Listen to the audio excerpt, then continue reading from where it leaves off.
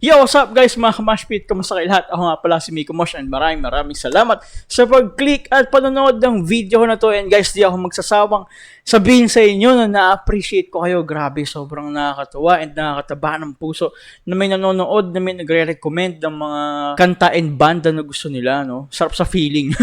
Ganito pala yung feeling na vlogger and YouTuber. Wow! Tapos guys, if meron kayong mga suggestion and meron kayong mga song na banda na gustong iparinig sa akin, iparecommend sa akin, or ano may low-key promote sa akin, ipapromote sa akin, comment nyo dyan, titignan ko yan, nare-reviewin ko yan, ipopost ko yan sa YouTube and sa TikTok nang walang bayad. Of course, syempre, ang purpose naman natin dito is para mag-enjoy, para, alam mo yun, mag-share ng music. Sarap sa feeling na meron ka na di-discover na bago and na-enjoy mo yung mga naririnig mo na bago sa tenga mo or bago sa, alam mo yun, sa paningin. Tapos guys, subscribe nyo ako if tingin nyo na-enjoy nyo ako. And guys, mga kamashpit, meron akong TikTok account. Papost ko dyan sa screen, may kita nyo yung username ko. Check nyo if meron kayong time or meron kayong free time. Maraming thank you. I think okay naman yung mga pinapost natin dyan. Maraming salamat sa inyo guys. And ngayong gabi ay hindi ko na masyadong patatagalin. Pang-apat ay pang-lima na pala to. Itong banda na to. Ano to subuki ito ng channel ko Bandang Setsuna featuring Sir Ian Tayaw at ang kanta nilang Salarin live sa Wish Bus 107.5. Grabe. Sobrang Guys, pang-limang review ko na to ng Bandang Setsuna. Meron ako dyang mga ni-review na nakanta nila. Yan, lalagay ko dyan sa screen. And lalagay ko din sa baba, sa description. If gusto nyo yun, kung meron kayong free time, check nyo rin dyan. Share the music we love. Share the music we want, no? Yun, ang pagkakakilala ko sa Bandang Setsuna ay sila ay nu metal band galing sa Pilipinas. At napakataas ng resemblance sila sa bandang Slapshot and Linkin Park. At ngayong gabi ay kakolab na nila si Sir Ian Tayaw. Si Sir Ian Tayaw, guys, is matagal ko na siyang kilala dahil syempre, alam naman natin lahat, kung fan ka ng Setsuna, malamang kilala mo na yung Willa Baliw and Queso, no? Siya yung vocalista ng mga banda na yun. Si Sir Ian Tayaw ay nabansagan siyang isa sa mga miyembro ng Three Kings of Slam or isa sa mga tatlong hari ng rock scene sa Pilipinas. Excited na ako guys, hindi ko pa naririnig yung Wish Bus version nila, pero na sound trip ko na sa Spotify yung Salarin, tas sobrang gusto ko yun. Pero I think medyo iba ata yung atake nila dito kasi, alam mo yun, ito, naka-acoustic lang tong isa, tapos ito may saxophone, tapos may may nag-DJ jockey, scratch din, synthesizer din. Paano kanila gagawin to? Excited na ako guys, hindi ko na masyadong patatagalin. Review and react na natin ang kanta nilang Salarin. Play ko na guys, sana mag-enjoy kayo.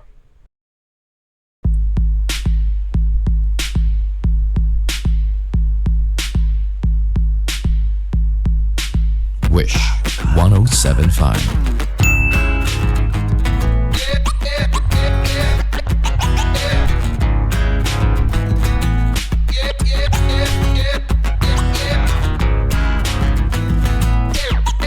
Nice.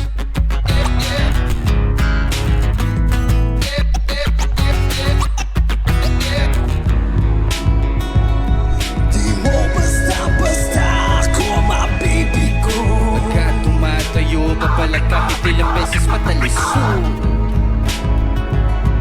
Kahit ang mga oras ko'y di mo mapapahinto. Lunurin mo man sa dagat ng apoy. Tulungan mo'y kahit anong daluyong di mo Sobrang solid ng scratch talaga, no?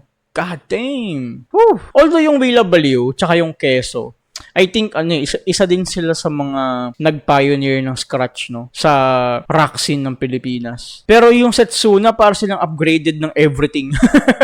No wonder why, syempre, yung Willa Baliw and Queso, alam mo yun, parang nagsemento na yan And then yung Setsuna, of course, syempre patuloy nilang pinagpapatuloy yung mga nauna, no. And syempre, ito nga, kinokolab pa nila. Alam mo yun, parang very impressive kung paano nila ina-upgrade yung mga pyesa na pwede nilang makapulutan ng technique or lessons, tapos ginagawa nila, ito upgraded version to ng ganito dati from the past. Napakasarap sa tenga, no? Play ko na guys, balik ka konti.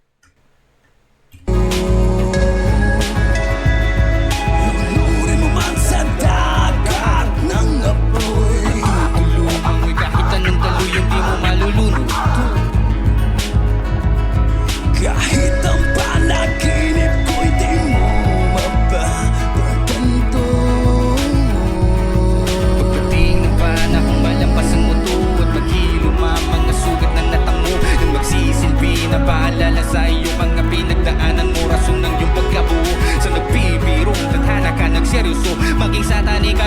baka makipagpuno. Sa init ng pangarap handa malapnos, na para bang inapuyan hanggang maging purong ito. Hindi mo siya basta maliligaw. Taglay niyang Mahing di nalilinaw. laruin mo Mang ng bawat niyang galaw. ang lason mo, unti-unti lang matuto. Nice. Grabe, sarap ng chorus, no? Swabing-swabe lang. God damn, Setsuna. Tapos yung rap, sobrang linis. Live recording, no? Sobrang linis. Sobrang impressive nung control niya sa breathing niya. Tama ba? Breathing o breathing? Ewan ko kung ano mang tamang pronunciation. Pero impressive. Tapos isa pa din sa napansin ko yung bass, no? Sarap sa tenga nung 10. Woo! Di ko pa narinig yung saxophone. Baka pa-play na siya or baka, alam yun, parating na yung saxophone. Pero, yeah, sige, play natin. Balik ka onti, guys. Sobrang sarap sa tenga.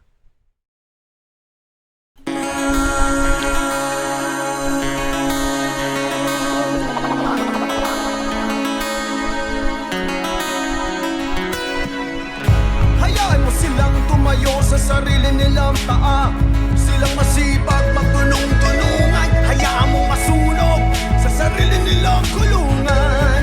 Mapapasok din yan ng salary. Titingin din yan sa salamin. Magtatanong din yan, maghahanap ng sarili. Gusto pa ba bulag-bulagan? Sa likod may maang-maangan. Naubos na ang mga kaluluwa. Tayo na lang ang natitira. Bilang ganti na binigyan tayo ng katahimikan ng ating supling. Di ba natin dapat suklian, pakiusap? Sana'y ayusin natin. Hindi mo siya Ooh! Sir Ian Tayo. God damn. Alam niyo guys, si Sir Ian Tayo, isa siya sa mga isa siya sa mga very distinct, no? Very unique na boses pagdating sa eksena ng rock-rockan sa Pilipinas. Alam mo yun, parang pag narinig mo siya, si Sir Ian Tayo to. Ganun yung boses niya, no? Meron siyang unique na timbre ng boses. Tsaka feeling ko, arguably, feeling ko lang naman, pwedeng hindi. Pero feeling ko lang, si Sir Ian Tayo yung best example na yung mataas na vocal reach is pwede mo siyang ma-apply sa heavy metal na musika or na genre. Grabe. Although if pakinggan niyo yung mga ibang kanta ng Quezzo and Willa Baliw, no? Doon nyo pwedeng magets yung sinasabi ko na meron siyang unique distinction ng boses. Napakasarap sa tenga, Sir Ian Tayo. No, buong-buo yung boses, buong-buo yung letra, no, hindi siya mahirap intindihin. Yee! Na-proud, no. Nakakamiss mapanood ng live si Sir Ian Tayo. Siya lang din yung unang vocalista na napanood ko ng live na gumagamit ng effects sa microphone, no. Sobrang sarap mapanood ng live ng Willa Baliw or si Sir Ian Tayo. Play ko na guys, balik ka konti. Sana'y ayusin natin. Hindi mo siya basta maliligaw. Taglay niyang Mahing di nasisilaw. laruin mo Mahal ng bawat niyang galaw. ang lason mo, unti-unti lang matuto.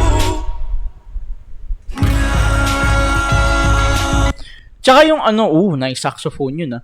Tsaka yung tsaka yung main vocalist ng Setsuna, ito na Shades, no. Very impressive kung paano niya siniswitch yung boses niya from screaming. Tama ba ako ng terminologies? Correct niyo na lang ako guys. Pero from screaming tapos magiging high pitch, tapos magiging normal, tapos basta yung kung paano niya laruin yung vocal niya, tempo niya. Tama ba ako? Hindi ko alam. Pero no, parang, I mean, alam ko naman, gets yun na ako sa part na yun. Pero, di ba, ang sarap sa feeling. Parang, ang sarap marinig na, kaya niyang laruin yun. Yung boses na yun, no? Damn! Play ko na, guys. Balik ka konti. Niyang galaw. Ang lason mo, unti-unti lang matuto.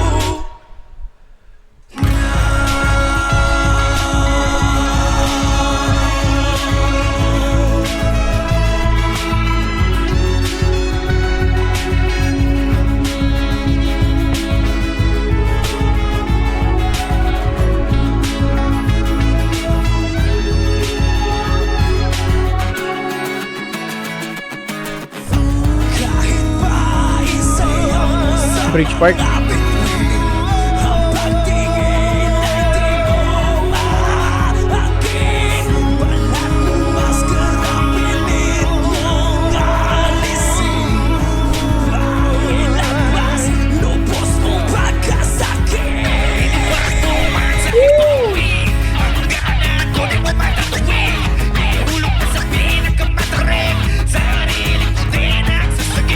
Sanay nang sumalo ng pati mo, sugat sariling naghihilom.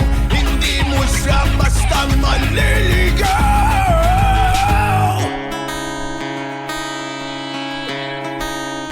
Woo! Grabe. Ang sarap sumayaw, no? Oh my God, Setsuna. Sobrang sarap nung blending. Grabe bandang Setsuna. Sarap sa tenga, guys. Sobrang sarap sa tenga. Wala na masyado masabi. Okay, yung bridge part, no, yung if pakinggan nyo si Ian Tayaw dun sa part na yung nagba-background voice siya or nagsi-second voice siya. Feeling ko dun yung may gets. Na meron siyang very distinct na boses, no. I think gets yun na ako sa part na yun. Play ko na, guys. Sarap sa tenga. Ulitin ko konti.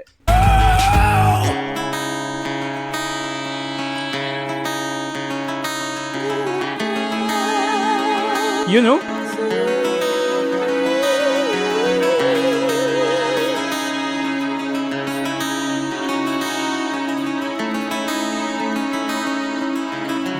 Tapos na?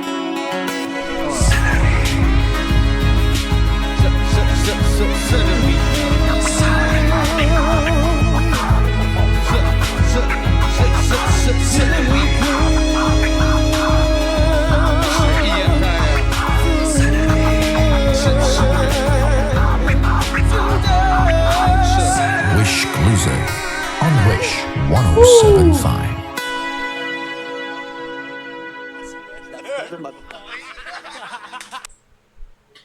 Grabe, sarap sa tenga, no? Bandang Setsuna. At ang kanta nilang Salarin, featuring Sir Ian Tayaw, live sa Wish Bus 107.5. Sarap maging fan pag ganitong klaseng quality na music yung maririnig mo and mapapanood mo. Woo!